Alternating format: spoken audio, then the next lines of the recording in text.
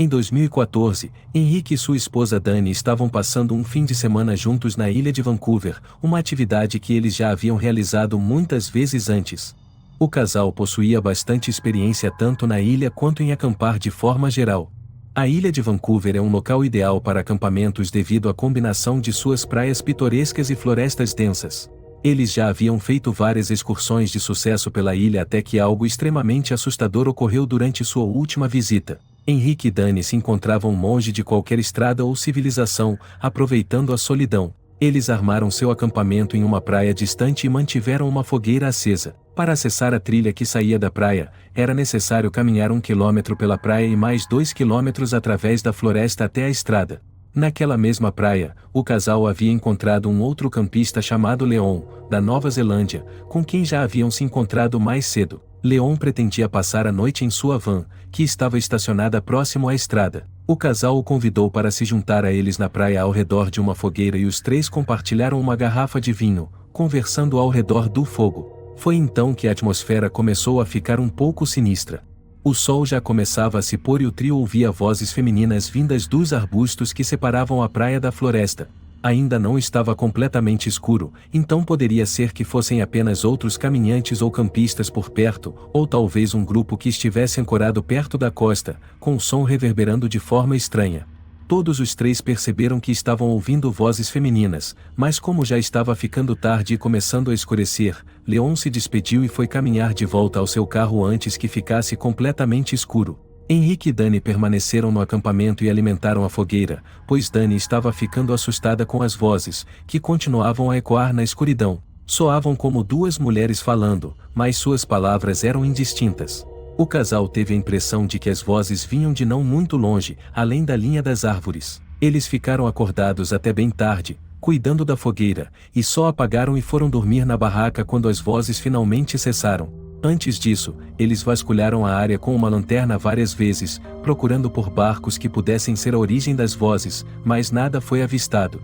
Eram cerca de 3 horas da manhã quando eles finalmente tentaram dormir, mas cerca de 15 minutos depois de se deitarem, Henrique e Dani ouviram passos ao redor do acampamento, perto da fogueira, vindos da direção dos arbustos e se dirigindo para o interior, um caminho intransitável por pessoas. O casal permaneceu ali, esperando que fosse apenas um urso ou outro animal, dado que os únicos ursos na ilha são os ursos negros, normalmente bastante tímidos perto de humanos. Os passos se deslocaram da fogueira até a barraca e, em seguida, retornaram à floresta. 5 minutos depois, os passos reapareceram na fogueira e, claramente como em pleno dia, ouviam-se duas vozes femininas falando em alto e bom som um discurso ininteligível. A comunicação não lembrava nenhuma língua conhecida por Henrique ou Dani e soava como se falassem uma por cima da outra, em algo que dificilmente poderia ser considerado uma conversa, a um volume elevado, no meio da noite, muito distante da civilização, sem usar luzes para se orientar pelo denso matagal de forma surpreendentemente silenciosa e por uma trilha que parecia intransitável a pé. As duas vozes se deslocaram da fogueira para a barraca, continuando a falar alto.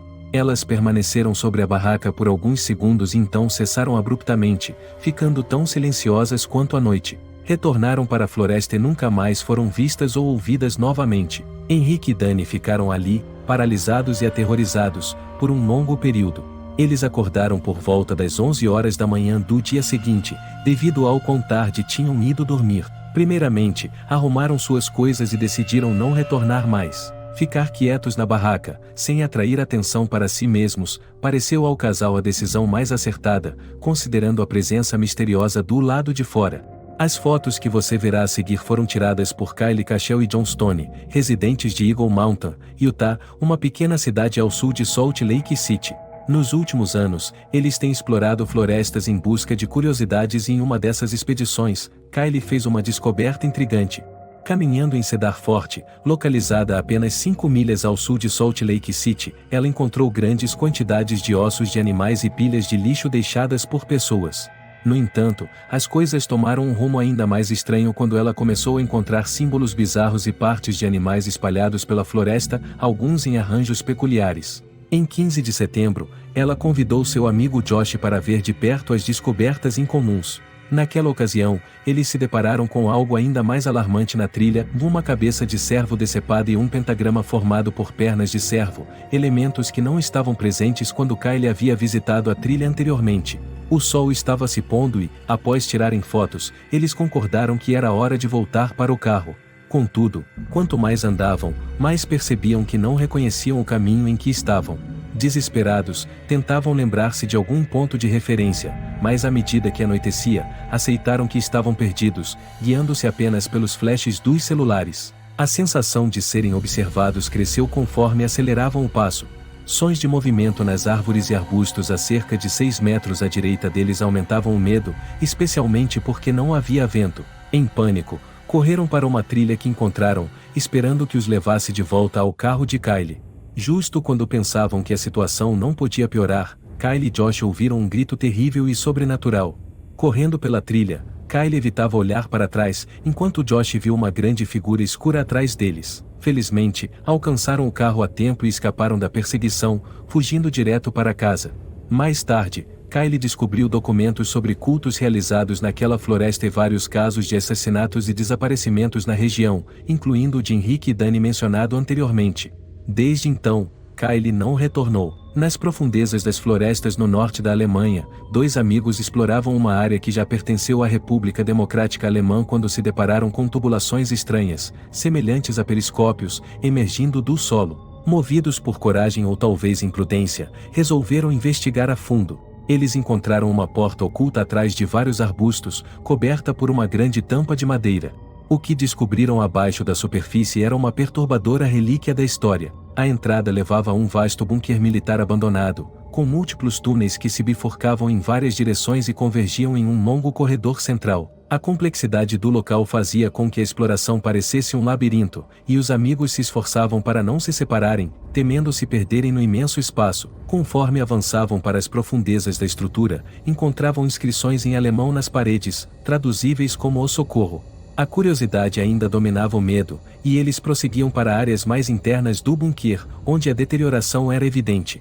Novos escritos surgiam nas paredes, agora dizendo: "Olá, Satanás, eu te amo". Alguns dos quartos e corredores estavam inundados e exalavam um odor de esgoto. Chegaram a um amplo salão onde uma máquina bizarra ocupava o centro. Parecia que os ocupantes anteriores haviam deixado o bunker às pressas, evidenciado por um sapato solitário ainda preso na lama do chão. Por que alguém deixaria um sapato para trás a não ser que estivesse realmente apressado? A construção era um antigo bunker militar, que supostamente servirá de abrigo para nazistas durante a Segunda Guerra Mundial, mas as razões para a saída abrupta dos soldados e se foram eles que deixaram as mensagens de advertência nas paredes permaneciam um mistério. Na história que se segue, por razões de segurança, o protagonista será chamado apenas de Bill. Bill é um entusiasta de trilhas que, em 2016, estava visitando seu irmão no norte do estado de Nova York, perto de Deauville. O irmão de Bill tinha uma pequena casa e um celeiro na região, e ocasionalmente, Bill e outros familiares iam para lá. Era final de outono, então a maioria das folhas já havia caído das árvores, tingindo a paisagem de laranja. Enquanto caminhava por uma trilha estreita, próxima à casa do irmão, que atravessa uma área extremamente rural conectando propriedades ocasionalmente, Bill se surpreendeu ao encontrar uma mochila abandonada no meio da floresta. A mochila parecia bastante nova e não estava suja, como se tivesse permanecido na floresta por um longo período. No entanto, dela emanava um odor fétido, indicativo de algo em decomposição dentro. Bill temeu o pior e sentiu que era necessário abrir a mochila para verificar seu conteúdo, preocupado que pudesse haver um corpo humano lá dentro. Ele estava se preparando para abrir o zíper quando ouviu passos aproximando-se da trilha e uma voz que reivindicava a propriedade da mochila, pedindo para que não a tocasse. Um homem robusto, vestindo jaqueta e jeans sujos, aproximou-se rapidamente e recolheu a mochila do chão. Após uma breve troca de olhares, Bill mencionou ao homem que pensou que a mochila tivesse sido esquecida, ao que o homem respondeu estar usando-a para armazenar a carne de sua caça. Bill, mesmo não sendo caçador, sabia que normalmente se utiliza um cooler para conservar carne fresca, e não uma mochila, o que também não justificaria o odor forte surgir tão rapidamente, visto que corpos geralmente começam a exalar cheiro apenas alguns dias após a morte. Assim, ele se desculpou e continuou seu caminho pela trilha, acelerando o passo. É possível que o homem tenha percebido o nervosismo de Bill, pois ele ouviu a mochila cair no chão enquanto se afastava. Ao olhar para trás, porém, o homem já havia desaparecido. Bill prosseguiu pela trilha com nervosismo, tentando usar seu celular para chamar seu irmão para um resgate, mas sem sinal no meio da floresta. Sua única opção era seguir adiante, tentando não encontrar novamente aquele homem.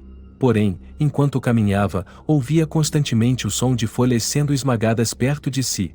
Sempre que olhava para trás, parecia estar tudo claro, mas seu medo de estar sendo perseguido logo se confirmou quando viu o homem seguindo-o à distância, esgueirando-se por trás das árvores. Instintivamente, Bill começou a correr o mais rápido que podia pela trilha, ouvindo o som das folhas atrás dele sem precisar olhar para trás para saber que estava sendo seguido. Exausto e sem fôlego, Bill chegou a uma propriedade abandonada, com grama alta. Sem forças para continuar correndo, ele entrou na casa antiga pela porta dos fundos e escondeu-se sob uma cama no primeiro quarto que encontrou. Ouviu a porta dos fundos abrir novamente e passos pesados percorrendo a casa rapidamente. O homem vasculhou os quartos, e Bill podia ouvir sua respiração pesada e ofegante. Por um momento, os passos entraram no quarto onde Bill estava escondido, mas logo se afastaram. Ele não verificou embaixo de nenhuma das duas camas. Bill ouviu a porta dos fundos da casa abrir e fechar novamente, mas permaneceu deitado sob a cama por mais 30 minutos, evitando qualquer risco. Só se levantou ao perceber que o anoitecer se aproximava e que precisava alcançar uma estrada para solicitar ajuda. Ele então saiu da casa e correu pela trilha de terra ao lado, que provavelmente servia como acesso de veículos, e chegou a uma estrada. Ali, ele conseguiu pegar carona com um carro que passava, retornando à casa de seu irmão, onde ligou para o departamento de polícia local para relatar o incidente, dada sua gravidade. A polícia foi ao local para coletar uma descrição mais detalhada do rosto do homem, do local do ocorrido e outras informações. Embora nunca tenha sido confirmado o que exatamente estava na mochila, o odor de decomposição já indicava algo suspeito, e o fato de o homem ter perseguido Bill com tanta determinação sugere que ele estava escondendo algo que não queria que fosse visto, muito provavelmente o corpo de uma pessoa morta.